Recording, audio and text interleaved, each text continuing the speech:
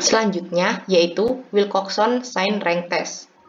Jika pada uji sebelumnya, yaitu sign test, kita hanya memperhatikan perbedaan tandanya saja dari selisih untuk setiap pasangan nilai data.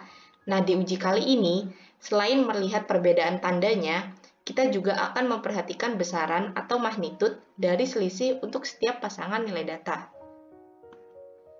Secara definisi sendiri, Wilcoxon Sign Rank Test merupakan uji non-parametrik yang digunakan untuk mengetahui apakah terdapat perbedaan yang signifikan antara dua sampel dependen atau dua kelompok yang saling berpasangan atau berhubungan.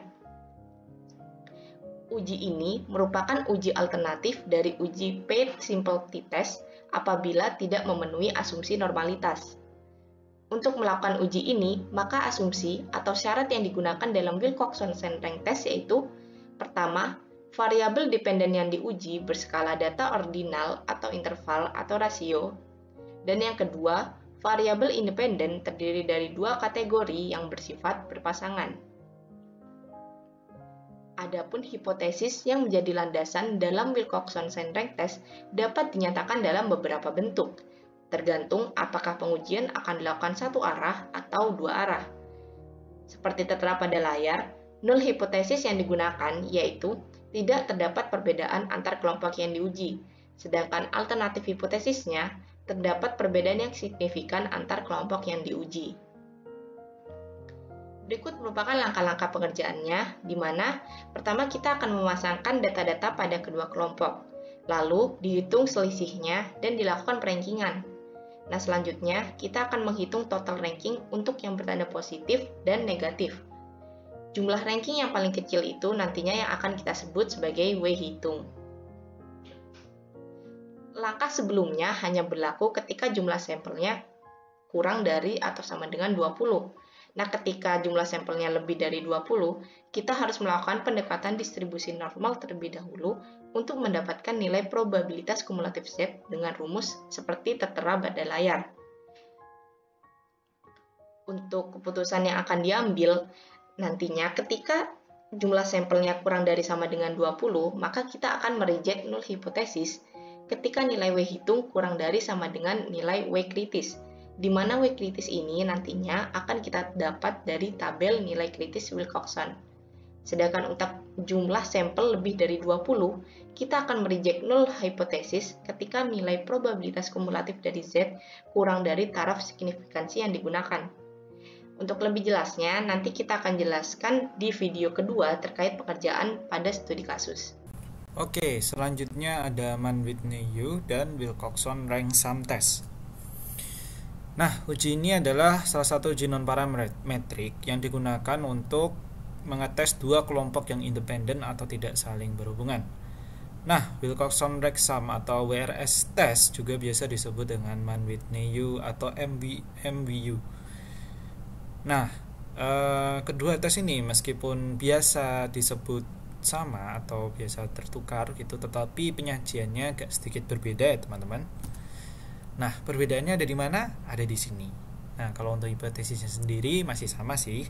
Jadi ada yang uji satu sisi dan ada uji dua sisi, keduanya hipotesisnya sama. Akan tetapi jika kita melihat dengan keputusannya itu akan sedikit berbeda. Kalau WRS itu bisa menggunakan W1 atau W2-nya tergantung dengan kasusnya ya. Kalau lihat di sini, misalnya W1 kurang dari W kritis itu ada di sisi kiri, W2 kurang dari W kritis itu ada di sisi kanan, dan either-nya salah satunya jika dua sisi. Nah, kalau misalnya MBU sendiri itu yang digunakan adalah U terkecil. Jadi U terkecil dibandingkan dengan U kritis ya teman-teman. Ini mohon maaf masih salah. Nah, untuk WRS sendiri caranya yaitu gabungkan hasil pengamatan dari N1 maupun N2. Jadi kemudian terus diperingkatkan masing-masing. Dari yang terkecil itu ranknya 1 sampai yang terbesar ranknya terakhir. Nah, untuk jumlah peringkatnya nanti akan dijumlahkan dari setiap sampel datanya. Dengan W1 didefinisikan dengan jumlah peringkat untuk sampel yang lebih sedikit dan W2 yang lebih besar. Jadi W1 nanti akan untuk N1 yang jumlahnya lebih sedikit dan N2 lebih besar daripada N1. Kemudian bandingkan dengan table of critical value-nya dan tarik kesimpulan. Dan untuk WRS sendiri itu dengan cara ini lebih baik untuk n kurang dari sama dengan 8. Dan ketika nanti n-nya lebih dari 8, maka akan menggunakan cara kedua, yaitu uji statistik Z. Nilai statistik Z sendiri itu akan terstandarisasi dengan cara mencari W1 dikurangi dengan mu W1 dan standar deviasi dari W1. Dengan mu W1-nya itu bisa didapatkan di sini, dan juga ini ya, ini variance nanti diakarkan buat mencari standar deviasinya. Tarik kesimpulannya dengan cara membandingkan probabilitas kumulatif dari nilai normal Z terstandarisasi terhadap tingkat signifikansi yang digunakan. Jika nilai Z kurang dari alfa, maka reject null hypothesisnya. Nah, untuk table of critical value di MWU, caranya yang pertama itu digabungkan hasil pengamatannya sama kayak tadi untuk di peringkat ya, dari yang nilainya terkecil untuk peringkat 1 dan yang terbesar akan peringkat terakhir. Perbedaannya adalah R1 itu didefinisikan sebagai jumlah peringkat dengan sampel yang lebih sedikit jumlah R1-nya. Jadi misalnya R1 itu jumlah rankingnya sedikit ya, dan R2 itu jumlah rankingnya lebih besar, maka nanti R1 itu otomatis N1-nya mengikuti R1 dan yang N2-nya mengikuti R2 gitu. Nah, kemudian dihitung U1 dan U2-nya, kemudian cari nilai minimumnya dengan rumus di samping. Bandingkan dengan table of critical value-nya, kemudian terakhir tarik kesimpulan. Nah, kalau misalnya lebih dari 20 menggunakan GZ juga. Bedanya adalah di sini U terkecil dikurangi MU dan standar deviasi U yang terkecil ya ini. Kemudian MU sama dengan N1 dikali N2 dibagi 2 dan seterusnya. Untuk pengambilan keputusannya sama seperti Wilcoxon-Ransom tadi ya. Nah, di sini ada tambahan materi ya teman-teman. Yang pertama ada confidence interval, yaitu sebuah rentang nilai yang didefinisikan sedemikian rupa sehingga terdapat probabilitas tertentu bahwa nilai dari suatu parameter berada di dalamnya. Misal nih, ada confidence interval dengan 95% confidence.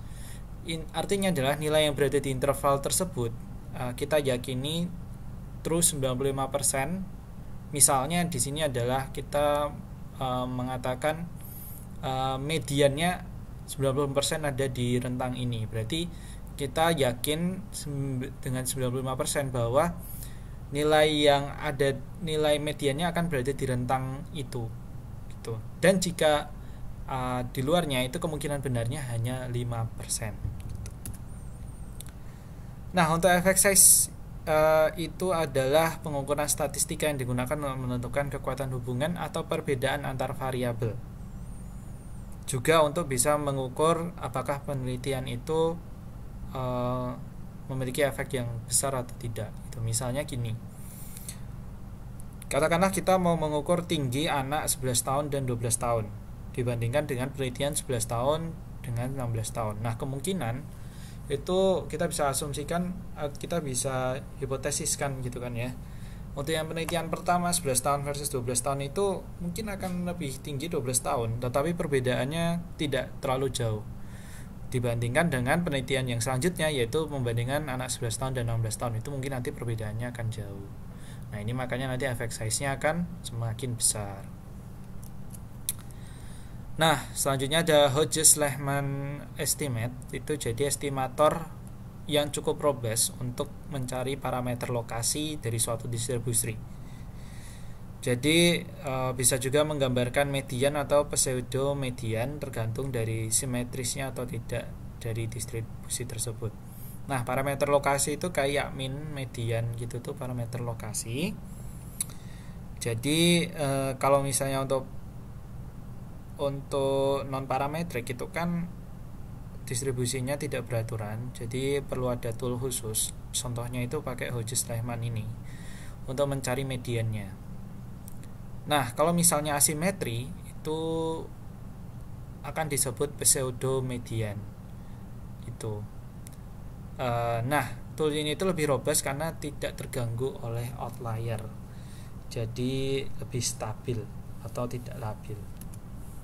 Nah, selanjutnya ada tools yang namanya Vosel-K Maximum P Ratio. Jadi VSMPR ini merupakan alat yang berguna untuk menginterpretasikan nilai-nilai P atau P values. Jadi tool ini dapat membantu peneliti menentukan seberapa mungkin sebuah nilai P merupakan suatu kebetulan, serta untuk menilai sejauh mana kekuatan evidence terhadap hipotesis nol. Nah, contohnya adalah misalnya gini, seorang peneliti melakukan uji statistik dan mendapatkan nilai P sebesar 0,05. Kalau misalnya yang sudah diajarkan sebelumnya kan, oh ya udah 0,05 itu sudah menolak H0, gitu kan ya, artinya langsung H1. Tetapi kita nggak tahu nih seberapa berkualitas 0,05 ini, makanya ada tool FSMPR ini. Tujuannya adalah supaya ini meminimalisir adanya type 1 error, atau ketika H0 itu seharusnya lebih baik belum ditolak, tetapi kita tolak gitu, tertolak gitu.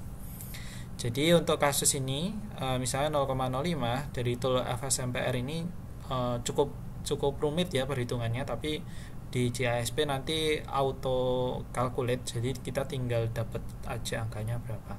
Nah, untuk 0,05 ini di sini nilainya 2,46. Jadi dalam kasus ini sendiri nilai P tersebut 2,46 kali lebih mungkin terjadi di bawah hipotesis alternatif. Jadi hipotesis alternatif H1, jadi di sini ya. Itu kalau misalnya dari tabel ini ada FPH, ini di sini nilainya sekitar 2,6. Jadi ada di sini 2,6 kali. Ya memang nanti nilai 0,05 ini akan lebih sering muncul untuk di H1 atau lebih favorable di H1 dengan nilai 2,46. Tapi ini cukup moderate ya, karena masih lumayan dekat dengan H0-nya atau dinilai 1 ini gitu.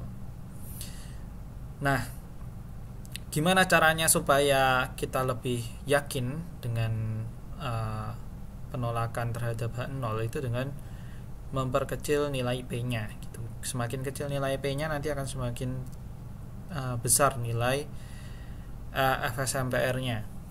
Jadi misalnya 0,0001 itu nanti bisa nilainya ratusan gitu. Nah, begitu juga jika P-nya semakin besar itu nanti akan mendekati nilai 1 atau bahkan di bawahnya nilai 1. Ya, artinya lebih favorable ke H0-nya. Jadi nanti lebih baik untuk tetap menerima H0. Jadi begitu saja teman-teman untuk materi pada kali ini. Semangat belajar dan semangat berlatih juga. Terima kasih.